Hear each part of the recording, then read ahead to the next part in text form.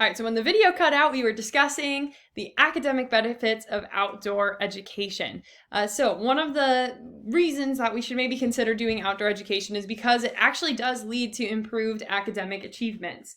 So the Roundtable did a report in 2002 that looked at 150 schools in 16 states that modeled environmental program. And what they found is that the environment-based education produced student gains in social studies, science, language arts, and math. And this was measured by improved standardized test scores and grade point averages. The students were reported to have increased problem solving, critical thinking, and decision making skills. That was huge for me to hear because as a teacher, I don't want to do something that is not effective. And as a school, unfortunately, we're judged by our effectiveness on standardized testings. But to see that environmental education, outdoor education can lead to improved standardized test scores, that was important for me to hear as a teacher in order for me to say, okay, I want to look into this as a tool for me to use. Then that wasn't just from that one test. I did my own research and found that at least 4 smaller studies that used pre-tests and post-tests to measure how much the students used compared to control groups, or to how much the students learned compared to control groups that did not receive outdoor education. The students that received outdoor education did have increased learning results compared to the other groups. And that was in a study by Avicii and Finn and Quibble and Toss. So 4 different studies that I looked at all had the same result.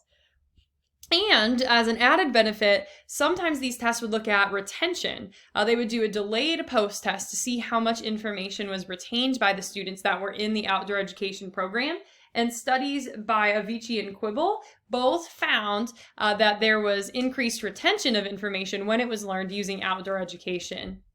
Also, studies have noticed improved attendance and improved behavior in outdoor education settings, outdoor education schools. A Minnesota school reported 54% less suspensions in the environmental program than in the other programs, the other 9th graders that weren't involved in the outdoor education program. Also, Hotchkiss Elementary annually would have around 560 referrals a year before they implemented an outdoor education, but after they implemented outdoor education, they only would have 50 per year.